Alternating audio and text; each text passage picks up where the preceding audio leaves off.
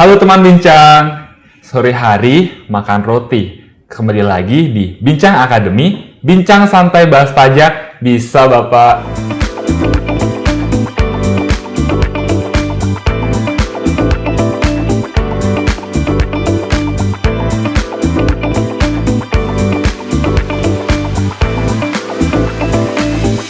Saksikan terus Bincang Akademi yang akan tayang setiap hari Senin secara eksklusif hanya di YouTube channel DDTC Indonesia. Nah, bersama saya Icat, pada episode kali ini nih, kita akan membahas terkait depresiasi dan amortisasi.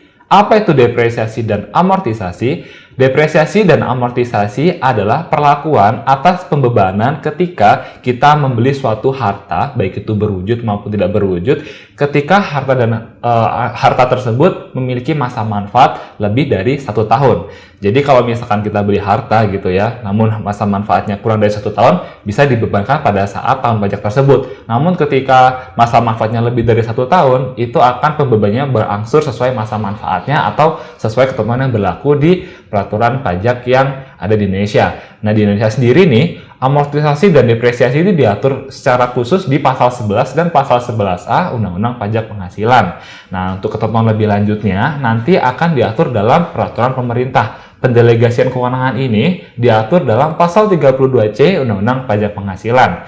Nah, khususnya nih, ada peraturan pemerintah nomor 55 tahun 2022 yang turut mengatur terkait amortisasi dan depresiasi. Sebagai informasi nih rekan-rekan, PP 55 tahun 2022 ini juga mengatur banyak hal terkait perlakuan pajak penghasilan. Contohnya nih, terkait pemajakan atas natura dan kenikmatan pertama. Terus yang kedua ada juga nih terkait objek pajak dan non-objek pajak gitu ya. Dan ada juga terkait pemajakan bersifat final, PPh final, bagi wajib pajak yang memiliki peredaran bruto tertentu, serta termasuk juga nih mekanisme anti penghindaran pajak yang ada di Indonesia.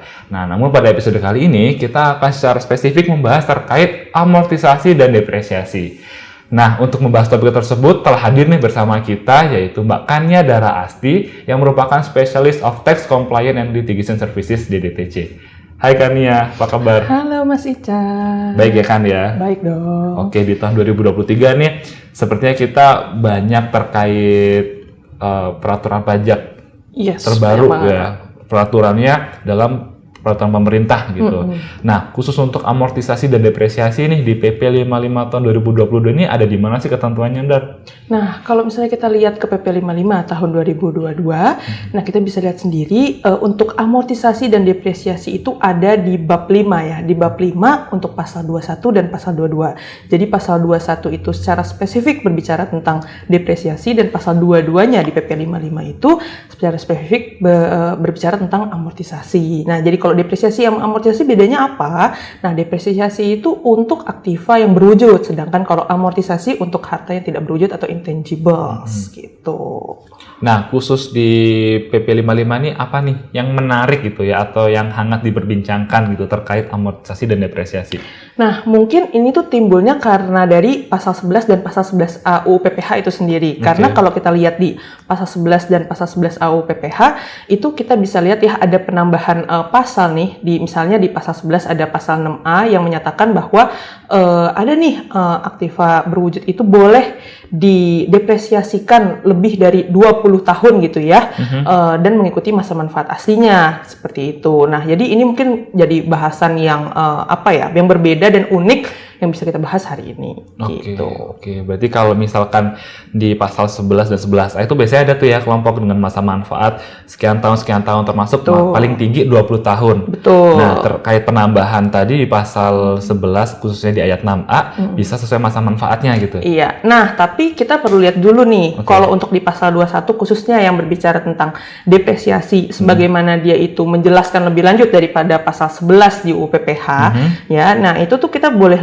lihat ya kalau untuk aktiva berwujud khususnya itu berbicara tentang apabila bangunan permanen. Nah, jadi harus hati-hati. Jadi kita nggak bisa klasifikasikan semua yang lewat dari 20 tahun itu boleh mengikuti masa manfaat. Nah, kita harus pastikan dulu bahwa aktiva berwujud tersebut merupakan bangunan permanen. Nah, itu mungkin. Kalau misalnya untuk amortisasi sih, dia nggak ada pembatasan ya. Jadi, kalimatnya itu untuk aktiva yang tidak berwujud. Jadi, untuk aktiva yang tidak berwujud, masa manfaat aslinya lebih dari 20 tahun, itu memang boleh mengikuti masa manfaat aslinya. Oke, Gitu. jadi hanya barang tertentu aja ya yang bisa dibebankan lebih dari 20 tahun sesuai masa manfaatnya. Ya, betul. Gitu, oke. Nah, sebenarnya apakah semua orang ini atau semua wajib pajak bisa langsung menerapkan pembebanan sesuai masa manfaatnya ini kan gimana? Nah, kalau misalnya berdasarkan PP 55 tahun 2022, mungkin ini yang diperjelas dari UU PPH-nya ya. Jadi kan kalau di UU PPH-nya tidak menjelaskan bagaimana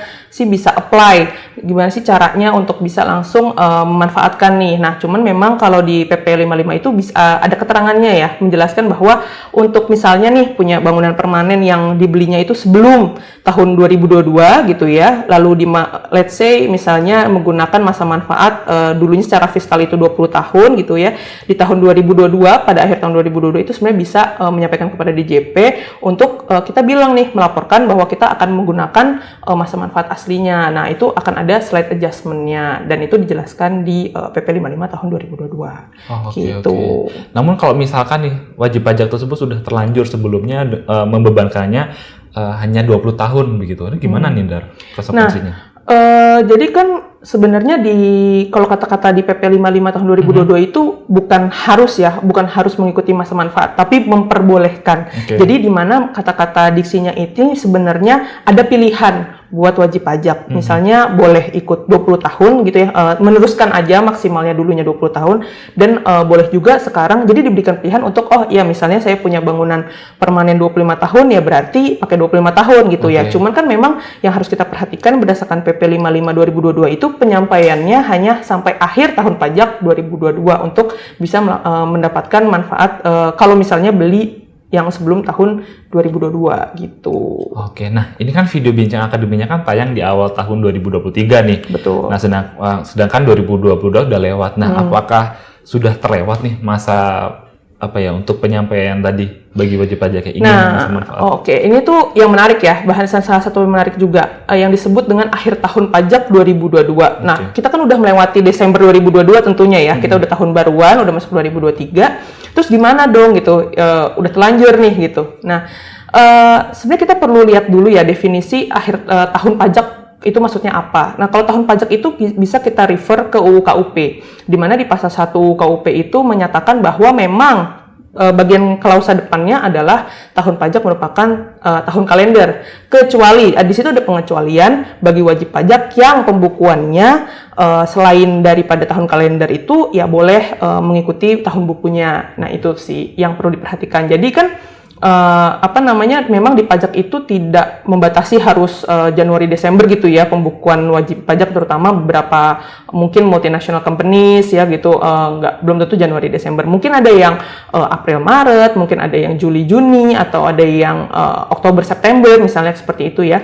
Kalau kita lihat berarti untuk yang misalnya pembukuannya mungkin tadi April Maret, ya berarti Maret 2023 merupakan akhir tahun pajak 2022 bagi mereka yang menggunakan pembukuan seperti itu. Oke, berarti sesuai peraturannya bukan akhir tahun kalender 2022 ya, namun akhir tahun pajak. Akhir tahun pajak 2022 bagi wajib pajak. Dan yang selain Januari Desember gitu ya, misalkan tadi April Maret masih ada kesempatan ya? Betul, masih ada kesempatan untuk menggunakan fasilitas ini. Dan ini terkait aset atau aktiva yang sebelum 2022 begitu. Dimiliki sebelum tahun pajak 2022. Tahun pajak 2022. Mau tanya juga nih, kalau misalkan wajib pajak udah terlanjur nih melakukan depresi dan amortisasi hanya 20 tahun sebelumnya ya, lalu mengajukan menggunakan masa manfaat yang sebenarnya. Lalu bagaimana nih penyesuaian tarif depresiasi dan amortisasinya?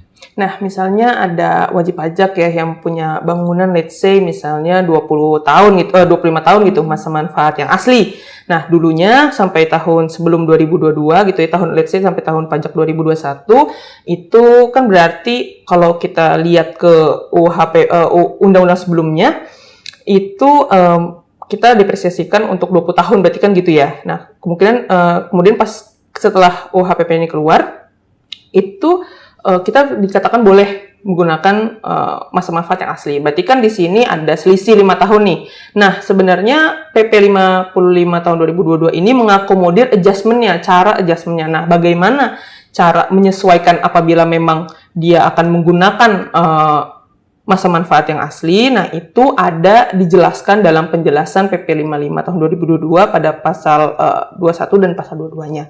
Jadi di situ ada keterangan contoh yang konkret, misalnya ada gedung yang dibelinya itu Januari. Nah, berarti itu full ya Januari. Misalnya dia dengan tahun pembukuan Januari Desember, itu berarti perhitungan itu tahunannya full gitu. Sedangkan untuk misalnya ada contoh juga yang amortisasi dalam PP tersebut, amortisasinya itu harta tidak berwujudnya dibelinya pertengahan tahun Juli. Nah, itu juga berarti dimulai amortisasinya dulunya itu dimulai dari Juli, itu tahun sisanya pun mengikuti ada setengah tahunnya gitu. Jadi kita itu nggak bisa bilang bahwa misalnya dibelinya misalnya Maret atau dibelinya September itu dihitungnya 1 tahun, itu nggak bisa. Jadi tergantung juga bulannya harus diperhatikan. Nah, itu intinya contohnya itu ada di PP 55 tahun 2022 gitu.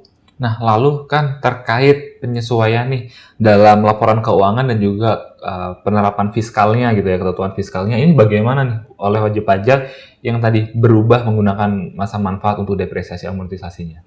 Nah, mungkin kita semua udah kayak familiar gitu ya dengan kata korfis gitu atau koreksi fiskal.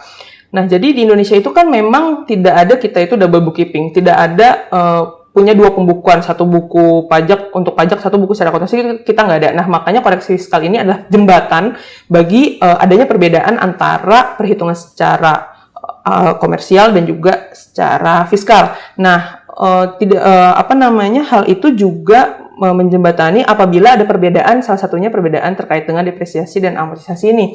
Jadi kalau misalnya wajib pajak itu punya aset secara komersial, misalnya umur atau masa manfaat aslinya itu 5 tahun.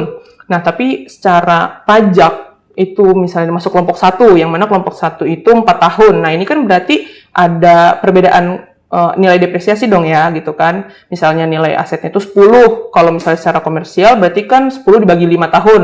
Ini straight line method, misalnya berarti 1 tahun harusnya dibebankan 2, sebesar 2. Sedangkan kalau secara pajak 10 bagi 4 dibebankan harusnya 2,5. Nah, yang mana untuk tahun berjalan tersebut berarti beban pajaknya harus lebih tinggi dibanding komersialnya kan. Nah, dengan adanya penambahan beban secara pajak ini berarti adanya koreksi fiskal negatif. Nah, hal ini juga berlaku sebaliknya. Misalnya berarti komersialnya itu lebih pendek umur useful life-nya gitu ya dibandingkan dengan pajak. Misalnya umur komersialnya 6 tahun sedangkan secara pajak itu kelompok 2 masuk ke 8 tahun. Nah, ini kan berarti ada koreksi fiskal positif. Nah, yang mana koreksi fiskal dalam jenis ini merupakan koreksi fiskal yang bersifat temporer. Kalau misalnya dia bersifat temporer seperti ini akan berkontribusi kepada nilai dari pajak tangguhan wajib pajak seperti itu. Nah, itu juga hal yang mungkin perlu diperhatikan apabila adanya penyesuaian antara pajak dan juga antara komersial. Gitu. Oke. Lumayan nih kan ya informasinya terkait depresiasi dan amortisasi, terlebih lagi ketentuan lebih lanjut yang diatur dalam PP 55 tahun 2022 ya. Nah, untuk mengakhiri video ini nih, Bincang Akademi kali ini, boleh kan ya ada misalkan closing statement, kesimpulan atau saran untuk teman bincang di rumah? Jadi untuk Bapak Ibu semuanya, dengan keluarnya peraturan pemerintah yang baru ini, ada 4 peraturan pemerintah diantaranya dari mulai PP 44, PP 49, PP 50, dan PP 55 tahun 2022. Ini menandakan bahwa kita semua harus lebih aware dan juga harus lebih memperhatikan peraturan pajak yang ada. Kenapa? Karena peraturan pemerintah ini merupakan peraturan yang menjelaskan undang-undang KUP, undang-undang PPH maupun undang-undang PPN dalam rezim UU HPP yang ada saat ini. Nah, yang mana undang-undang tersebut itu kan baru gitu ya, baru untuk kita semua dan juga memberikan penjelasan maupun fasilitas yang baru juga buat kita. Nah, salah satunya di PP 55 ini yang banyak bagiannya, kita juga harus perlu memperhatikan sampai kepada bagian peraturan peralihannya. Kenapa? Karena peraturan peralihannya itu menyatakan bahwa sebetulnya untuk peraturan turunan bagi PP yang sebelumnya itu ada yang misalnya let's say PP 94 tahun 2010 atau 74 2011 gitu, itu peraturan turunannya itu masih berlaku selama tidak bertentangan dengan peraturan pemerintah yang ada sekarang, seperti itu. Jadi kalau misalnya mungkin ada bingung-bingung, ini masih diatur dalam peraturan menteri, mungkin akan ada keluar peraturan menteri baru, mungkin, tapi tidak menutup kemungkinan juga bahwa kita dapat mengkonsiderasikan peraturan menteri yang lama, selama tidak bertentangan, seperti itu. Oke, mantap sekali Kania. Terima kasih banyak nih Kania atas ilmu yang dibagikan kepada teman bincang di rumah. Nah, buat teman bincang, jika ingin mendapatkan berbagai informasi dan pengetahuan perpajakan menarik lainnya, jangan lupa ikuti berbagai sosial media di DTC Academy. Nah, teman bincang juga nih dapat mengikuti berbagai acara terkait pembahasan mengenai peraturan yang diatur dalam Peraturan Pemerintah Nomor 55 Tahun 2022, termasuk yang akan datang terkait rezim baru anti pengintiran pajak serta dampaknya bagi wajib pajak. Nah, terima kasih telah menyaksikan Bincang Akademi pada episode kali ini. Dan jangan lupa untuk saksikan berbagai episode Bincang Akademi lainnya hanya eksklusif di YouTube channel DTC Indonesia. Bincang Akademi, bincang santai bahas pajak. Bisa, Bapak!